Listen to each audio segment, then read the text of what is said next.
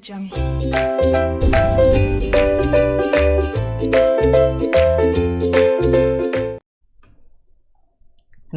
दोस्तों, राधे राधे। तो आप लोगों के सीए फाइनल दिसंबर 21 एग्जाम्स ओवर हो चुके हैं। इस वीडियो में डिटेल में ओवरऑल एनालिसिस करूंगा सभी सब्जेक्ट्स का कि न्यू कोर्स के और ओल्ड कोर्स के पेपर कहाँ से पूछे गए थे, क्या लेवल था पेपर्स का। इसके अलावा आपको एग्जाम्स के बाद किस तरह से आपको अपना सेल्फ इवैल्यूएशन करना है, आपकी एग्जाम के बाद क्या स्ट्रेटजी रहनी चाहिए। इसके अलावा मई 22 के एग्जाम्स कब होने के चांसेस है, मई 22 के एग्जाम्स के लिए अमेंडमेंट्स वगैरह कितनी है, मई 22 के एग्जाम्स के लिए जो नोट्स वगैरह हैं, क्वेश्चन बैंक वगैरह है या रिवीजन वीडियोस हैं, वो कब तक आने के चांसेस हैं, वो सब बातें अपन डिटेल में डिस्कस करेंगे। तो सबसे पहले अपन ओवरऑल देखें तो न्यू कोर्स के इस बार जो पेपर थे काफ़ी अच्छे पेपर थे। लगभग 4 to 5 पेपर्स ऐसे थे जो इजी या बिलो एवरेज की कैटेगरी में थे। और ओल्ड कोर्स की बात करें तो ओल्ड कोर्स का लास्ट अटेम्प्ट था, लेकिन इंस्टीट्यूट ने इस बार कुछ दया नहीं दिखाई ओल्ड कोर्स वालों पे। और एक आईडीटी के पेपर को छोड़ दें तो लगभग सारे पेपर या तो अब एवरेज कैटेगरी के थे या टफ कैटेगरी के पेपर थे ओल्ड कोर्स वालों के। अब एक एक करके स्टार्ट करते हैं अपन। सबसे पहले एफआर की बात करें न्यू कोर्स में, एफआर का पेपर काफ़ी ईजी पेपर था। हाँ, लेंदी काफ़ी था लेकिन पूरा कॉपी पेस्ट पेपर था। स्टडीमेट के लगभग सारे क्वेश्चन स्टडीमेट से पूछे गए थे एफआर के पेपर में, तो इजी पेपर था। आराम से आप इसको मैनेज कर सकते थे अगर आपने स्टडीमेट भी ठीक से कर रखा है तो। और कैटेगरी ए और बी भी अच्छे से कर रखी है तो आप एफआर के पेपर में आराम से 70-80 मार्क्स ला सकते थे न्यू कोर्स में। ओल्ड कोर्स का पेपर अब एवरेज पेपर था एफआर का। काफ़ी सारे न्यू क्वेश्चन थे ओल्ड कोर्स के पेपर में, कुछ क्वेश्चन पीएम से थे लेकिन काफ़ी सारे न्यू क्वेश्चन भी फ्रेम हुए थे। एसएफएम की बात करें, न्यू कोर्स का काफ़ी इजी पेपर इस बार भी था। जैसे जुलाई का पेपर था उसके मुकाबले इस बार भी काफ़ी इजी पेपर आपका था। जुलाई में भी पूरा इजी था, इस बार भी आपका पेपर एसएफएम का काफ़ी इजी पेपर आया न्यू कोर्स में। लगभग सारे क्वेश्चन स्टडीमेट से रिपीट हुए और जो भी टॉपिक से क्वेश्चन आए उसमें भी सबसे इजी क्वेश्चन इंस्टीट्यूट ने पिक करके आपसे पूछे। तो न्यू कोर्स का एसएफएम का पेपर काफ़ी इजी था। ओल्ड कोर्स का पेपर टफ था, काफ़ी सारे न्यू क्वेश्चन फ्रेम किए थे, रिवर्स कैलकुलेशन यहाँ करवाई गई थी। इसके बाद ऑडिट की बात करें, ऑडिट का पेपर देखो न्यू कोर्स वालों में कुछ को एवरेज लगा होगा जो थियरी ठीक से याद नहीं करते, जिन्होंने खाली इंस्टीट्यूट के क्वेश्चन भी देख रखे थे, खाली क्वेश्चन तक देख रखे थे, तो काफ़ी सारे क्वेश्चन रिपीट हुए थे इस बार। नहीं तो ऑडिट का जो जुलाई 21 वाला पेपर था वो आउट ऑफ बॉक्स पेपर था, लेकिन इस बार काफ़ी सारे क्वेश्चन रिपीट हुए इंस्टीट्यूट के, काफ़ी सारे क्वेश्चन स्टडीमेट के रिपीट कर दिए, ऐसे तक के क्वेश्चन सारे रिपीट किए इंस्टीट्यूट ने। प्रोनाउंसमेंट से कुछ भी नहीं पूछा इस बार। तो ऑडिट का पेपर बिलो एवरेज कैटेगरी का था। काफ़ी लोगों को इजी भी लगा होगा, काफ़ी लोगों को ये एवरेज भी लगा होगा जिन्होंने थियरी ठीक से नहीं कर रखी थी। इसके अलावा ओल्ड कोर्स का पेपर देखा जाए ऑडिट का, ये टफ कैटेगरी का था। इसमें काफ़ी सारी चीज़ें प्रोनाउंसमेंट से पूछी गई थी ओल्ड कोर्स के कैटेगरी में। अब लो की बात करें, न्यू कोर्स का पेपर लो का टफ पेपर था और काफ़ी लेंदी पेपर था। काफ़ी सब पार्ट्स में क्वेश्चन पूछे गए थे, काफ़ी ज़्यादा लेंदी पेपर था और न्यू क्वेश्चन फ्रेम हुए थे काफ़ी सारे, तो टफ पेपर था न्यू कोर्स का। और ओल्ड कोर्स की बात करें लो के पेपर की, तो ये एवरेज पेपर था, आप इसको मैनेज कर सकते थे। ये था ग्रुप 1। ग्रुप 1 में ओवरऑल देखा जाए न्यू कोर्स में आपके एफआर एसएफएम ऑडिट काफ़ी मैनेजेबल पेपर थे, काफ़ी अच्छे मार्क्स आप स्कोर कर सकते हो एफआर एसएफएम ऑडिट में। हाँ, लो एक टफ पेपर आया ग्रुप 1 में न्यू कोर्स की बात करें। और ओल्ड कोर्स के लिए तो लगभग सारे ही पेपर एवरेज या टफ पेपर थे ग्रुप 1 के। अब आते हैं ग्रुप 2 पे। ग्रुप 2 में देखो एससीएमपी का जो पेपर था न्यू कोर्स का, वो एवरेज पेपर था, पहले के मुकाबले एवरेज पेपर था। एससीएमपी में इस बार थियरी ज़्यादा पूछी गई थी, लगभग 75 मार्क्स की आपकी थियरी पूछी गई थी। तो जिनकी थियरी अच्छी थी उनके लिए तो पेपर काफ़ी अच्छा था, लेकिन जिनको थियरी वीक थी या जिन्होंने थियरी नहीं पढ़ रखी थी उनके लिए पेपर टफ कैटेगरी का था। वैसे एवरेज पेपर था एससीएमपी का, आप आराम से मैनेज कर सकते थे। काफ़ी क्वेश्चन रिपीट भी होते, लगभग 60 मार्क्स के क्वेश्चन रिपीट थे, 60 मार्क्स के क्वेश्चन न्यू थे एससीएमपी में। एएमए का पेपर देखा जाए तो टफ, पूरा पेपर टफ था और लगभग 4-4.5 घंटे का पेपर था जो आपको 3 घंटे में करना था। एएमए का काफ़ी ज़्यादा टफ पेपर था, न्यू क्वेश्चंस भी थे और काफ़ी लेंथी पेपर भी था। अब इलेक्टिव की बात करें, इलेक्टिव या इसका की, तो ओल्ड कोर्स में जो आपकी इसका होती है, इसका का पेपर एवरेज आता है, हमेशा एवरेज ही था पेपर। कुछ लोगों का अब एवरेज भी लगा हुआ क्योंकि कुछ क्वेश्चन टेक्निकल थे। अब इलेक्टिव की बात की जाए, इस बार इकोनॉमिक लॉ और जीएफआरएस का पेपर इजी आया था। लगभग 70-80% स्टूडेंट के पास इकोनॉमिक लॉ है, तो इकोनॉमिक लॉ वालों के इस बार काफ़ी मजे हो गए, काफ़ी सारी चीज़ें रिपीटेड थी, तो इजी पेपर था। आरएम एफएससीएम का पेपर थोड़ा एवरेज था। आरएम का पहले के मुकाबले ठीक पेपर था, पहले जब टफ आता था उसके मुकाबले तो ठीक पेपर था। इंटरनेशनल टैक्स का पेपर इस बार टफ आया, जिन्होंने इंटरनेशनल टैक्स ले रखी थी उनके साथ इस बार चोट हो गई, तो इसका पेपर टफ आ गया। और आगे भी कुछ भरोसा नहीं है इलेक्टिव का कि कौन सा टफ आएगा कौन सा ईजी आएगा। आगे क्या पता वापस इंटरनेशनल टैक्स ईजी आ जाए या वापस आउट ऑफ बॉक्स आ जाए, कुछ भी कह नहीं सकते। या आरएम फिर से ईजी आ जाए या आरएम आउट ऑफ बॉक्स आ जाए, कुछ कह नहीं सकते इलेक्टिव का। तो आप इलेक्टिव वही लो जिसमें आपको थोड़ा ठीक से कवर कर पाओ, जिसको ठीक से कवर कर पाओ। बाकी बेस्ट इलेक्टिव जो है अभी के अकॉर्डिंग देखा जाए तो इकोनॉमिक लॉ है, क्योंकि इसमें कुछ टफ पूछ नहीं सकते, वो कुछ घुमा के पूछ नहीं सकते, पूरी थियरी है। तो इकोनॉमिक लॉ सबसे बेस्ट रहती है इलेक्टिव के केस में देखा जाए तो, अभी की सिचुएशन के अकॉर्डिंग देखा जाए तो। आरएम भी ठीक है लेकिन इकोनॉमिक लॉ ज़्यादा ठीक है। अब डीटी की बात करें, ये पेपर क्वेश्चंस तो इसके एवरेज थे, इंटरनेशनल टैक्स तो पूरा रिपीटेड था इसमें, इंटरनेशनल टैक्स तो पूरा रिपीट हुआ था, लेकिन लेंदी काफ़ी था, इसलिए पेपर थोड़ा अबव एवरेज हो गया। क्वेश्चन इसके नॉर्मल थे, आप मैनेज कर सकते थे, ऐसा नहीं था कि कोई आउट ऑफ बॉक्स क्वेश्चन था, बस लेंदी पेपर काफ़ी ज़्यादा था। इंटरनेशनल टैक्स इसमें ईजी था, बाकी पेपर आप मैनेज कर सकते थे डीटी का। और ओल्ड कोर्स की बात करें, ओल्ड कोर्स का पेपर भी एवरेज था, इंटरनेशनल टेक्स्ट पूरा का पूरा रिपीटेड था और जो डीटी वाला पार्ट था उसमें भी कुछ क्वेश्चन रिपीटेड थे, कुछ में थोड़ा बहुत चेंज करके पूछा गया था। डीटी वाले पार्ट में कुछ न्यू भी थे लेकिन न्यू ज़्यादा नहीं थे।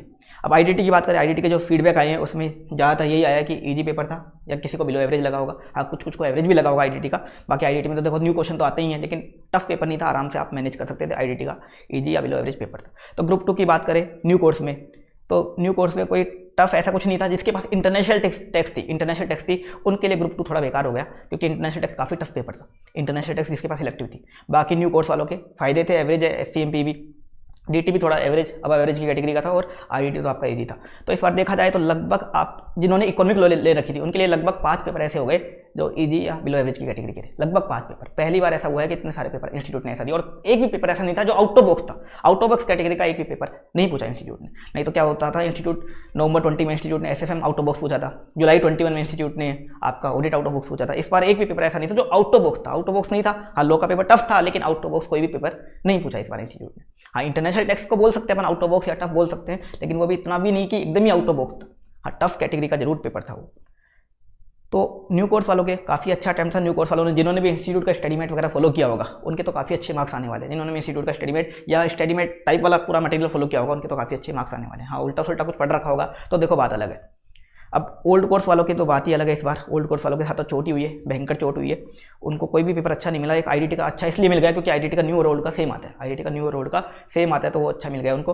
बाकी तो आप देख सकते हो टफ या अबव एवरेज की कैटेगरी के थे। ये था ओवरऑल रिव्यू आपका दिसंबर 21 एग्जाम्स का।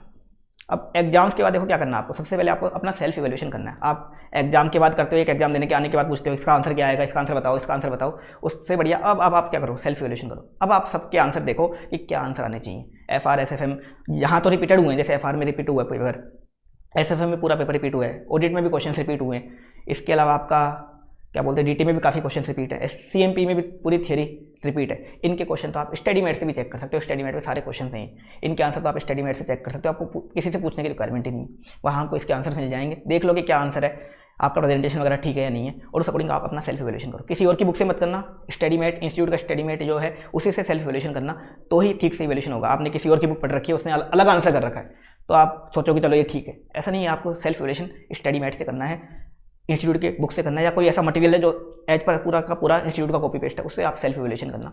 और सेल्फ इवैल्यूएशन ठीक से करना। ऐसा नहीं कि आपके 50 जुड़ रहे हैं तो आपने 70 जोड़ लिए, या आपके 80 जुड़ रहे हैं तो 60 जोड़ लिए, जानबूझ के कम जोड़ लिए कि स्केलिंग करेगा इंस्टीट्यूट। ऐसा कोई स्केलिंग वगैरह नहीं होगी। जैसा पेपर है उस अकॉर्डिंग नॉर्मल चेकिंग होती है। ऐसा नहीं कि स्केलिंग कर देगा कि पेपर सिंपल आ गए तो स्केलिंग कर देगा, या टफ आ गए तो एक्स्ट्रा मार्क्स देगा, ऐसा कुछ भी नहीं करेगा। नॉर्मल तरह की चेकिंग होती है। तो नॉर्मल तरह से ही आप अपना सेल्फ इवैल्यूएशन करना।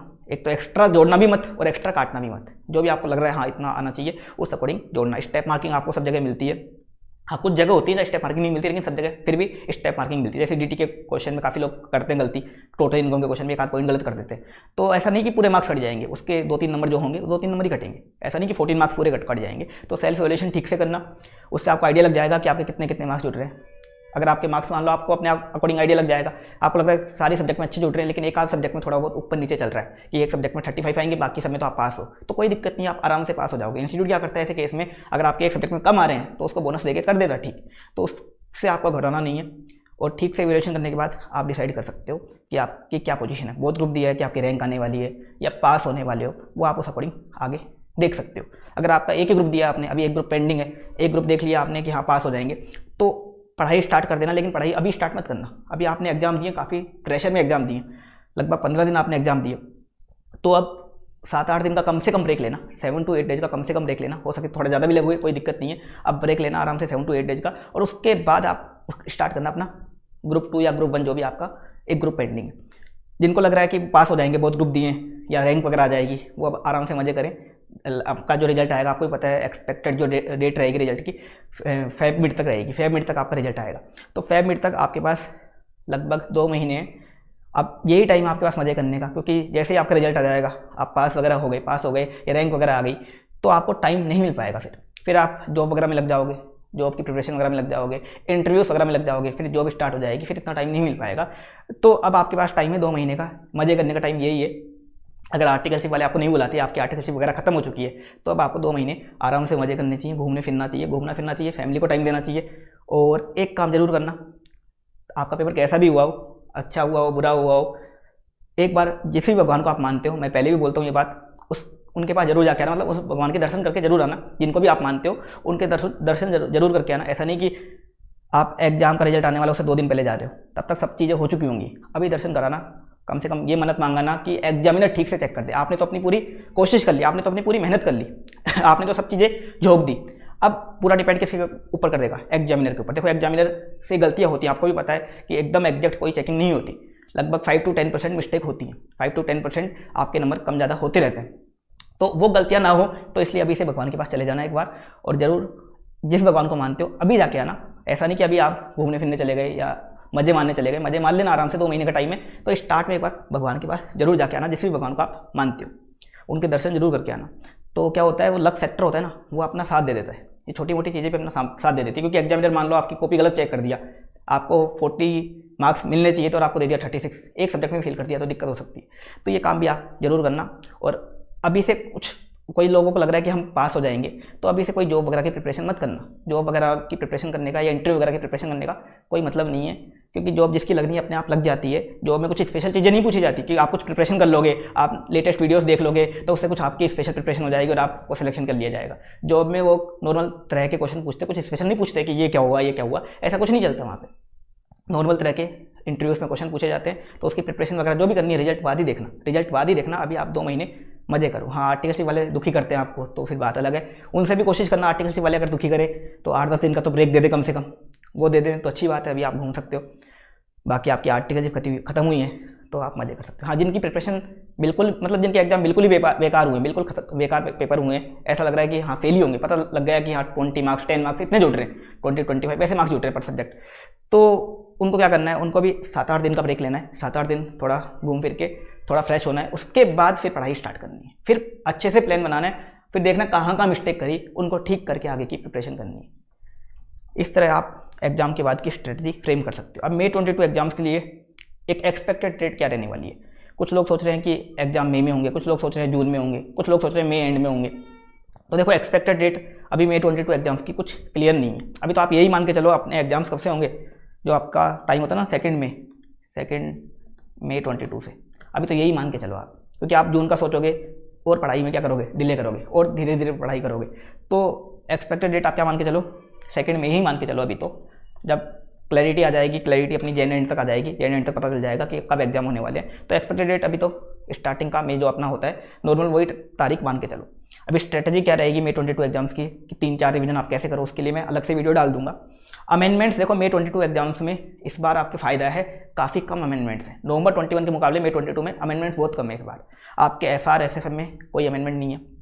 ऑडिट में कारो पहले 2016 था, 2020 आपके एप्लीकेबल होगा, बाकी कोई अमेंडमेंट ऑडिट में भी नहीं है। इसके अलावा आपका लॉ में जरूर अमेंडमेंट हो सकते हैं, लॉ का मेरे को कंफर्म नहीं है कि क्या क्या अमेंडमेंट है, वो आप एक बार देख लेना लॉ का। इसके अलावा SCMP AMA में कोई अमेंडमेंट नहीं है। SCMP अब तो AMA तो खत्म हो गई, SCMP में भी कोई अमेंडमेंट नहीं है।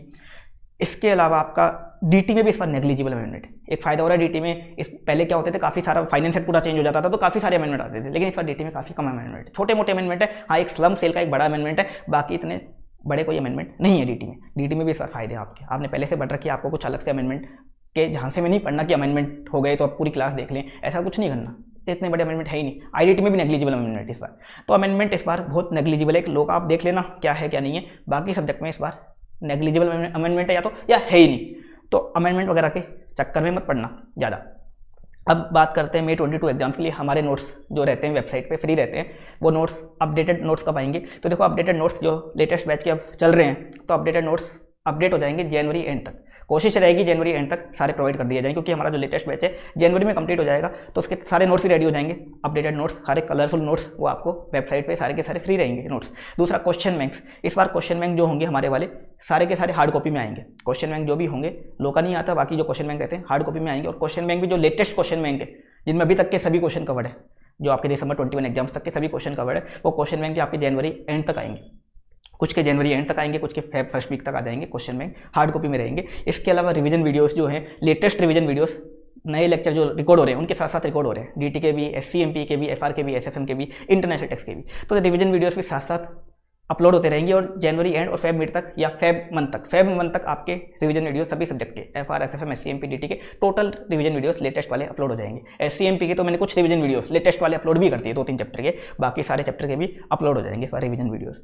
ABC एनालिसिस देखो लगभग सेम रहता है, आपको पता है इंस्टीट्यूट का एनालिसिस होता है, वो मेरा एनालिसिस तो होता नहीं है, इंस्टीट्यूट ने अपना ट्रेंड दे रखा है, थोड़ा बहुत SCMP वगैरह का ज़्यादा चेंज होता है, बाकी तो थोड़ा बहुत ऊपर नीचे होता है। तो अभी किसी को प्रिपरेशन करनी है स्टार्ट May 22 के लिए तो पुराना वाला ABC एनालिसिस देख सकता है। न्यू वाला जो आएगा वो फेब में आएगा, जब आपका रिजल्ट आएगा उसके बाद आता है न्यू वाला ABC एनालिसिस, तब आएगा न्यू वाला, उसमें थोड़ा बहुत चेंज होगा, थोड़ा बहुत जो भी चेंज होगा मैं वहाँ करवा दूंगा, बाकी आप अभी पुराना वाला रेफर कर सकते हो। एक रिवीजन मैराथन इस बार भी लाइव की थी, रिवीजन मैराथन आपके लिए FR की भी की थी, SFM की भी हुई थी यूट्यूब पे, कोस्टिंग की भी हुई थी और DT की भी हुई थी। कोस्टिंग DT की आपको पता है 6 to 7 आवर्स की रिवीजन मैराथन हुई थी, उससे काफ़ी लोगों को हेल्प मिलती है, लास्ट टाइम भी की थी, इस बार भी करी थी और आपका उस पर काफ़ी अच्छा रेस्पॉन्स भी आया, लगभग 1,10,000 प्लस व्यूज़ दिए आपने सब पे, तो उसके लिए आपको थैंक यू। रिवीजन मैराथन से काफ़ी लोगों को हेल्प भी मिली है, काफ़ी लोगों को जो रिवाइज नहीं कर पाते लास्ट डे पे, तो कम टाइम में वो पूरा कोर्स रिवाइज कर सकते हैं उस रिवीजन मैराथन को देख के। और इन दो चीज़ों का ABC एनालिसिस और रिवीजन मैराथन का जब से हमने डालना स्टार्ट किया, पहले शायद ही कोई टीचर डालता था ABC एनालिसिस, तो कभी किसी ने किया ही नहीं था, पहली बार मैंने किया। अब लगभग पूरी दुनिया ABC एनालिसिस की वीडियो डालती है, आपने भी देखा होगा। ऐसे ही रिवीजन मैराथन पहली बार हमने किया और अब लगभग बाकी टीचर्स भी, इस बार बाकी टीचर्स ने भी, बड़े बड़े टीचर्स ने भी क्या किया, रिवीजन मैराथन किया। चलो कोई भी वजह से किया हो, लेकिन अच्छी बात है, उनके स्टूडेंट का भी भला हुआ होगा। तो ABC एनालिसिस रिवीजन मैराथन का भी काफ़ी योगदान रहता है आपकी प्रिपरेशन में, तो इसको भी आप ठीक से फॉलो करना। और रिवीजन मैराथन May 22 एग्जाम्स के लिए भी आएंगे, रिवीजन वीडियोस तो आएंगे ही, जो रेगुलर रिवीजन वीडियोस होते हैं वो तो आएंगे ही, इसके अलावा रिवीजन मैराथन आपका जो एग्जाम होगा May 22 तब लाइव अपने जो भी सब्जेक्ट के हैं अपनी सारी सब्जेक्ट के इस बार भी कवर होंगे। और इस बार कोशिश रहेगी कि सारे के सारे चैप्टर्स के इंपॉर्टेंट टॉपिक पूरे के पूरे आपको रिवाइज करवाए जाए। रिवीजन वीडियोस नॉर्मल वाले तो रहेंगे और वो रिवीजन मैराथन भी आपके आएंगे। तो इस तरह से May 22 एग्जाम्स की आप स्ट्रेटजी वगैरह फ्रेम कर सकते हो। अभी डेट यही मानना कि आपका May 22 का एग्जाम मई के फर्स्ट वीक से स्टार्ट होगा, अभी तो यही मान के चलना, क्योंकि आप अभी से जून मानोगे तो आप प्रिपरेशन अलग तरह से करोगे, अभी से मई मानोगे थोड़ा प्रेशर आएगा आपके ऊपर और पढ़ाई आप ठीक से स्टार्ट कर दोगे। तो आप May 22 एग्जाम्स के लिए आप लग जाओ, 8 से 10 घंटे, ज़्यादा भी ऐसा नहीं कि 12 घंटे 14 घंटे ऐसे पढ़ाई करोगे तो आपके प्रेशर आएगा, कोई फ़ायदा भी नहीं है। मिनिमम 8 आवर्स और मैक्सिमम 10 आवर्स तक आप पढ़ाई कर सकते हो आराम से। स्टार्टिंग में 8-8 घंटे भी निकालोगे तो भी सफिशिएंट, आप आराम से कवर अप चीज़ें कर लोगे। जिनका भी बहुत ग्रुप है या जिनका भी सिंगल ग्रुप पेंडिंग है, सिंगल ग्रुप वाले तो 6-7 घंटे भी निकालेंगे, 7-8 आवर्स भी निकाल लेंगे तो भी सफिशिएंट। तो ये था मेरी तरफ से आज के लिए, तो आज के लिए अभी के लिए इतना ही है। Thank you so much.